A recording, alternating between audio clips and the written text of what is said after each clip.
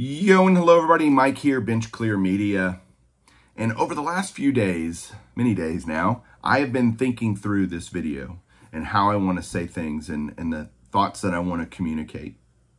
Because Ty, my partner here on Bench Clear, has gone through a situation with PSA where he sent a certain Trey Lance card off to be graded, and it came back as a completely different Trey Lance card.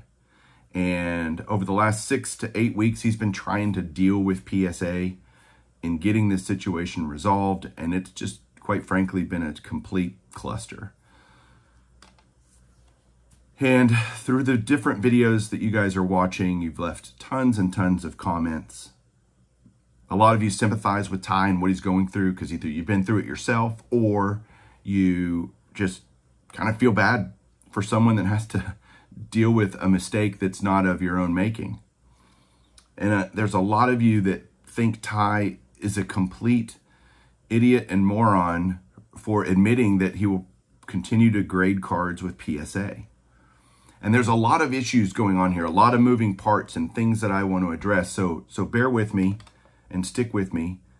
But the biggest point I want to make, and then I'll go into it, is for situations like this, and why do we continue, why is PSA the way it is us. We are the problem. We are the ones that have created this monster. And when I say we, I mean the hobby. We are completely to blame. Look in the mirror, because we've done it to ourselves. And what I mean by that, there's just so many, again, moving parts. So has Ty done everything that he can do? I think so. He and I have talked a bunch through this process about what he's doing. But let's think about what, you have to go back to what caused the problem. Why are we here? And then how do we fix it? How did we get here? Why is PSA able to get away with this crap? Well, the reality is that for a long, long time, PSA was kind of just building and growing and becoming a big brand. And they've been around a long time. And so you have a segment of the hobby that is brand loyal. They just want to continue to use PSA, and I'm guilty of that. I'm one of those guys. All right. So this isn't where I'm heaping criticism on everyone else in the hobby. I'm guilty too. So I'm that guy that only wants things in PSA slabs. I prefer that. I wouldn't say only, but I really prefer that because I want my collection to be the same. And I like the set registry. And again, call me crazy for that, but I do. That's how I like to collect. So you have that entire segment of the population that might feel that way. Then you've got all the people that have come in the hobby over the last 2 to 3 years, and all they have been preached to is that PSA is the 600-pound gorilla, 800-pound gorilla, however big gorilla in the grading space. And man, you should only, if you want to get top dollar, you should only use PSA. If you want to get the most value, if you're buying a card and flipping a card and whatever, you need to use PSA. They've been preached that over the last few years, and it's kind of a self-fulfilling prophecy. It's like if you continually preach that and say, hey, this PSA 10 is better than an SGC 10. Why? It's the same grade. Or an SGC 9 and a PSA 9, let's say. That's probably easier to talk about. Or pick your other grading company, their 9. Why does PSA command a premium? Why? Especially if you're just not even collecting it. Like it's not even for your personal collection. Why should it matter that, why should a PSA 9 garner more income or more profit, money, whatever, than an SGC 9? And therein lies our problem. When we get cards from Chasing Cardboard, or we're submitting our own cards, Ty's submitting cards to resell, if you're a reseller, you're kind of forced to use PSA because you're going to get the most on the other side of it, right? So you look at Ty and you're like, you're an idiot for continuing to submit. No, he's not. He's trying to get the most money until we as a hobby stop paying more money for a red flip versus any other flip. When we stop giving a premium because it's in a PSA holder, then things will change. So it's us. We've done this. And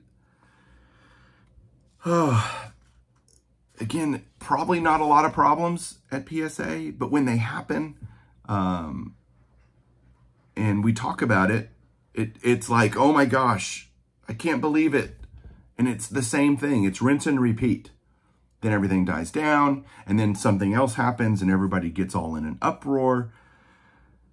The reality is, I think it's probably a pretty small problem in terms of how many things get screwed up.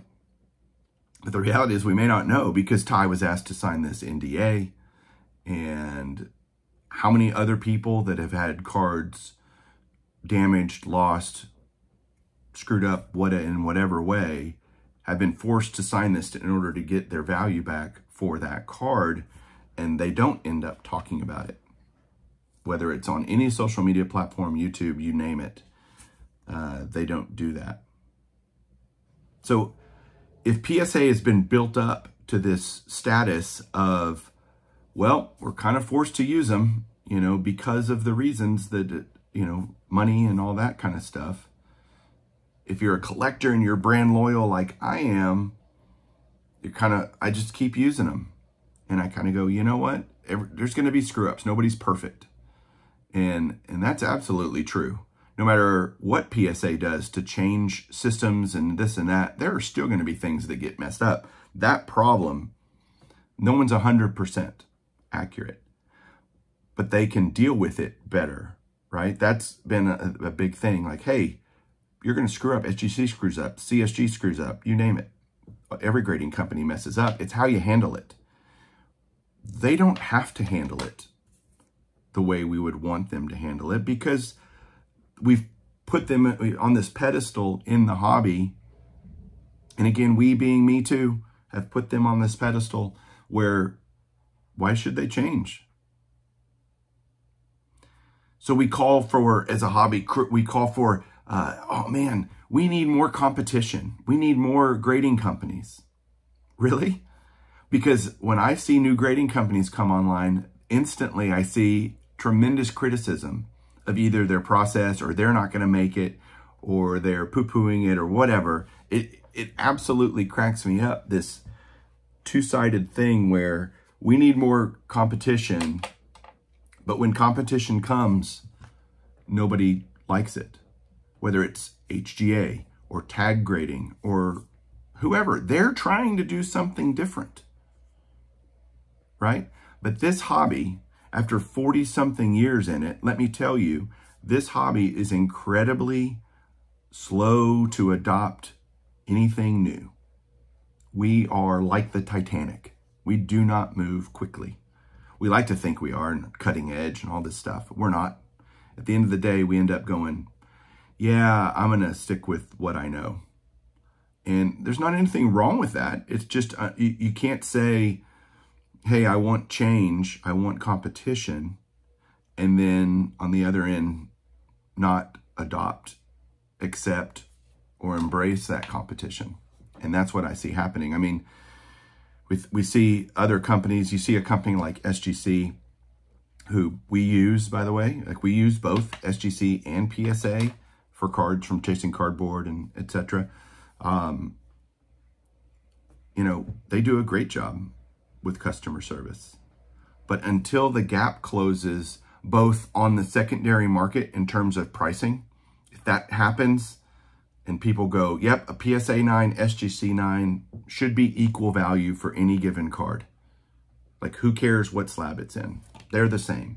When that happens, or it gets really close, then you'll have people start submitting to SGC more.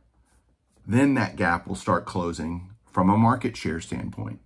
Until then, as long as PSA is still doing 70 to 90% of the entire grading market share, they don't have to change anything. We are still sending cards to them. We are the suckers. if you're critical of it. The funny thing is, I'm not. I just accept that there are things that are going to get screwed up every once in a while. And it doesn't mean I like it. I certainly don't. I wish they did everything right. I wish they handled things correctly.